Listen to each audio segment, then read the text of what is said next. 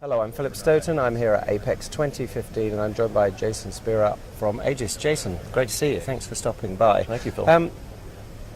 The show hasn't had a huge amount of footfall, but there's been a sense that people have actually been here on a mission, ready to buy stuff. Is that something you've sensed on your booth? Yes, actually on the third day I was talking to some other vendors, and there's a consensus that people are coming to the show this year with a bit of a shopping list. So it's less research, exploration in a random way, and more they have specific systems and machines that they're interested in capabilities. So it's actually been really good from that perspective. And do you think in this market it's more driven by capability than expansion, for example? Or is it getting more out of the capacity they've got? In North America, yeah. It's decidedly shifting. In our space, we see it two ways. It's definitely getting more capacity out of that which you already have, but now the push towards data and actually knowing what's going on in your factory and knowing whether you can get by with the capacity that's coming with the equipment you have and so forth. But all of that, and it's back to data and systems. Yeah, and that, we're constantly talking about that big data, and we were at CES earlier this year, and there was a real sense that almost at CES they'd got past it, and that the IoT was just there, it was a reality, that data was available, that data was coming. We then get to this point of how do we become expert with that data, how do we deal with that data, and that's where you guys have really got to do a lot of work, I guess. We do. It's amazing to me how often I'm in meetings with industry people, customers, IT groups at the customers, and everybody. These issues are not simple. The data exchange, the nature of the data, the timing, what you actually want. Another issue is it's difficult for many that aren't, such as we, in software, to see how does this set of data from a given manufacturing system wind up manifesting in my upper level system, because there is quite a road between the two things that's not immediately apparent. So we get into more and more. We're getting into these rather thick discussions about data and what the results will be. And I think that's actually the challenge right now.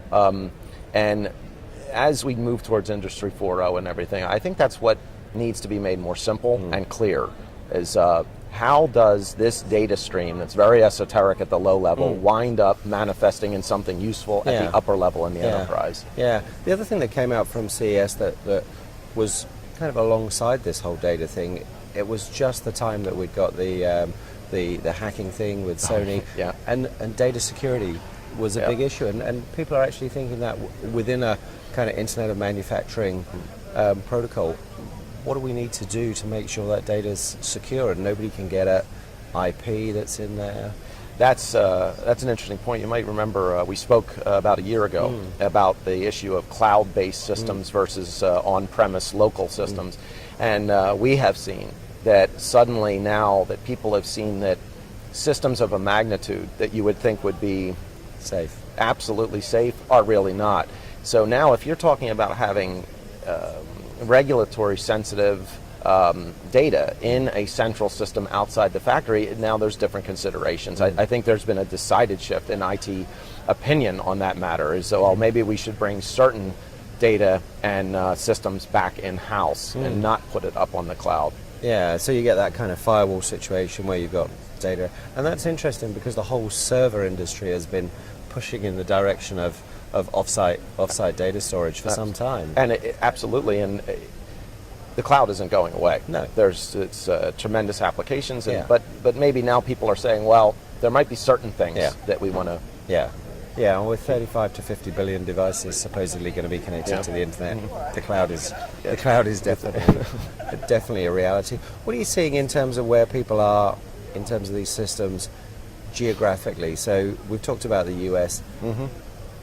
Are people pushing further towards this these kind of expert systems in Europe, and what's going on in Asia? We used to think of Asia as being much more simplistic in its approach, but that's not the case anymore, is it? It really isn't. The shift in Asia that we're seeing, it's actually interesting in our business. We see the markets of America, Europe, and Asia actually being rather distinctly different in their needs and expectations. And the one specific issue we're seeing in China is the factories are rather large, as we all know.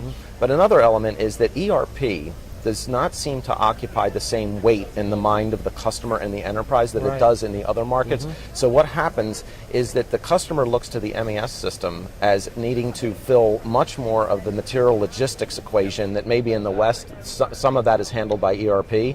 So, and because of the scale of the factory, you can't solve the material movement issue by just putting armies of people on the task. It has to be systematized. Yeah. And so that's where the bulk of the interest appears to be emerging in China, is how do we get all of this massive material control issue and from the warehouse to the lines and back. Yeah, and that's where your opportunity comes there. Yes. Yeah.